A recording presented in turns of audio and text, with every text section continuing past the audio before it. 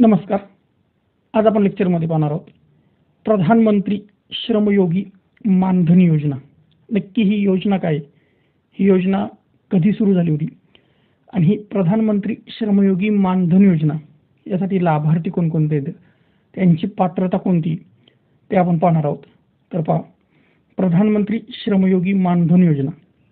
जर तुमच्याकडे कायमस्वरूपी नोकरी नसली तरीही तुम्हाला 60 तुमच्या वयानंतर पेन्शन मिळेल अशी ही योजना आहे. त्यासाठी तुम्हाला नक्की ही योजना काय ते समजून घ्यावं लागेल. जर सरकारी कर्मचारी असतील तर त्यांना त्यांच्या एक विशिष्ट किंवा सेवानिवृत्तीनंतर वयाच्या 60 किंवा 58 वर्षानंतर त्यांना पेन्शन मिळते. पण सगळ्यांसाठीच ही स्कीम नक्की काही अशा व्यक्ती असतात ज्या वेगळ्या व्यवसायात असतात किंवा छोटे मोठे उद्योग करत असतात, त्यांच्यासाठी ही प्रधानमंत्री श्रमयोगी मानधन योजना आहे. याच्यामध्ये बघा, भाजी विक्रेते असतील, घर सफाई कामगार असतील, वीटभट्टीवर काम करणारे असतील, रिक्षा चालक यांना सुद्धा वृद्धकाळामध्ये पेन्शन मिळण्यासाठी ही एक योजना आहे.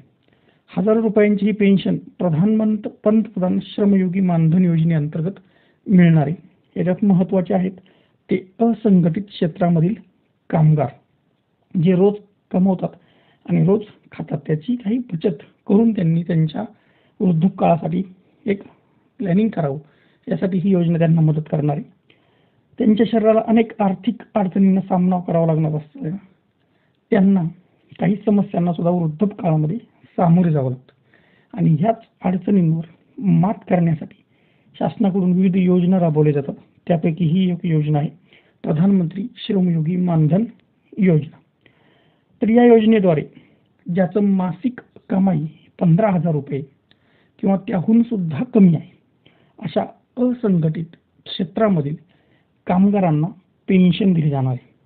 याच्यामध्ये भाजी विक्रेते, चहा विक्रेते, चालक, रिक्षा चालक, मोची, शिंपी, मजूर, घर कामगार, भट्टी कामगार, रोजंदारीवर मजूर या असंघटित क्षेत्रातील कामगारांसाठी किंवा हे कामगार या प्रधानमंत्री श्रमयोगी मानधन योजनेचा लाभ घेऊ शकतात. आता ही योजना लागू कधी झाली तर 15 फेब्रुवारी 2019 मध्ये प्रधानमंत्री श्रमयोगी मानधन योजना लागू करण्यात आली. 15 फेब्रुवारी 2019.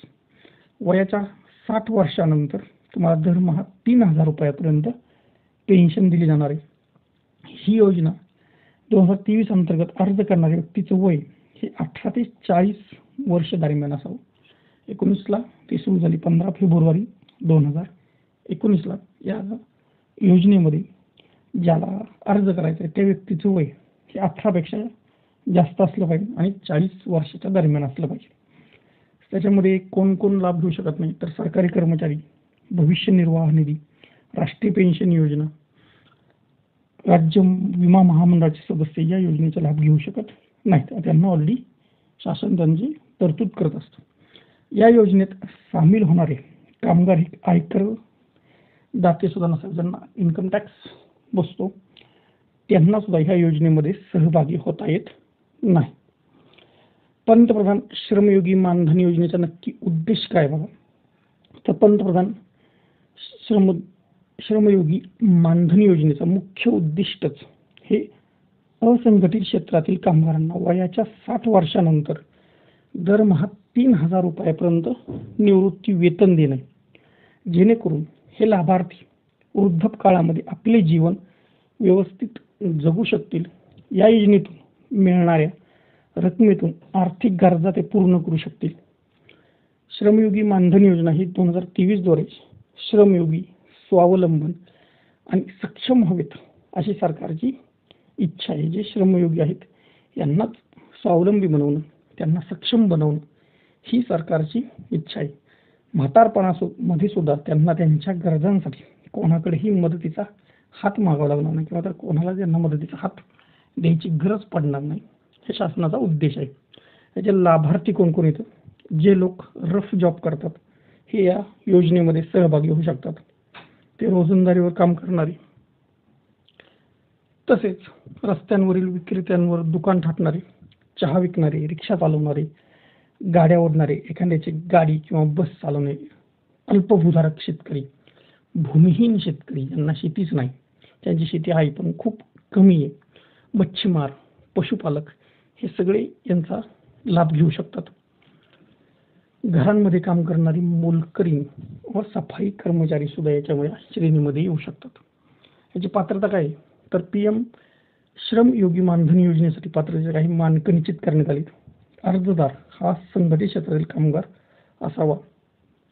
यामध्ये असंघटित यामध्ये सामील होणाऱ्या व्यक्तीचं मासिक उत्पन्न हे 15,000 रुपयांपेक्षा जास्त नसावं.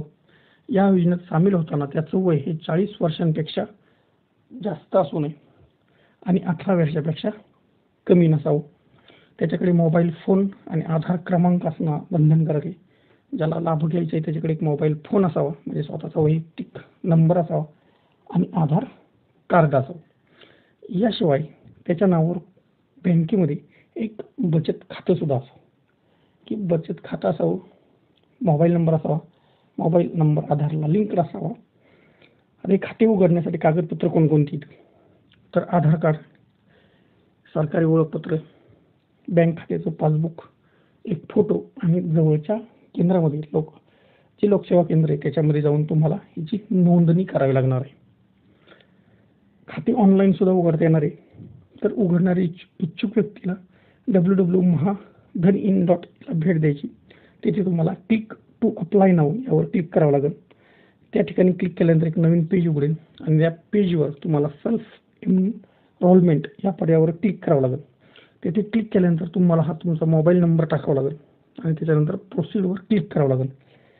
यानंतर तुमच्या नावे ईमेल, कॅप्चा कोड भरावा लागेल आणि OTP एक तुमच्या मोबाईलवर आलेला जनरेट करावा लागेल. OTP तुम्हाला जो येईल तो व्हेरिफिकेशन पर्यायावर क्लिक करावा लागेल आणि तुमच्यासमोर एक अर्ज उघडेल. हा फॉर्म भरून तुम्ही सबमिट केला की यानंतर तुमचं खातं उघडलं जाईल. आता या श्रमयोगी मानधन योजनेमध्ये जेवढं तुम्ही कॉन्ट्रीब्युशन करणार आहे महिना, त्यानुसार सरकार सुद्धा त्याच्यामध्ये देणार आहे. कमीत कमी सरकारनं ते क्लॉज ठरवलेले आहेत. किती रक्कम तुम्ही टाकते तेवढीच रक्कम सरकार सुद्धा त्याच्यामध्ये टाकणार आहे आणि त्या पैशातनं, त्या मिळणाऱ्या व्याजातनं तुम्हाला सरकार शेवटी 60व्या वर्षी 3,000 रुपयापर्यंत, कमीत कमी 3,000 रुपयापर्यंत पेन्शन देणार आहे. यासाठी तुम्ही कॉन्ट्रीब्युशन त्याच्यात करायचं आहे. तुम्ही जेवढे त्या खात्यामध्ये टाकता तेवढंच त्या सरकार सुद्धा त्याच्यामध्ये तेवढं कॉन्ट्रीब्युशन करणार आहे आणि यानुसार त्या योजनेचा लाभ तुम्ही आत्ता जी केलेली बचत ही निवृत्तीनंतर किंवा वयाच्या 60 वर्षानंतर तुम्हाला ती पेन्शनच्या रूपाने मिळणार आहे. तुम्ही काही बचत करायची, सरकार त्यासाठी मदत करेल. सरकारही त्यात तेवढेच पैसा टाकेल, तुम्ही जेवढा टाकता तेवढा, आणि कमीत कमी 3,000 रुपयापर्यंतची पेन्शन तुम्हाला सरकार या प्रधानमंत्री श्रमयोगी मानधन योजने अंतर्गत देणार आहे. आता वयानुसार तुमची रक्कम आणि तुमचं हे ते त्या फॉर्ममध्ये तुम्हाला दिसेलच. किती तुम्ही रक्कम टाकताय त्यानुसार तुम्हाला हे कळेल की पेन्शन किती मिळेल, सरकार त्यावर किती कॉन्ट्रीब्यूट करेल हे ते फॉर्ममध्ये सविस्तर दिलेलं असेलच. धन्यवाद.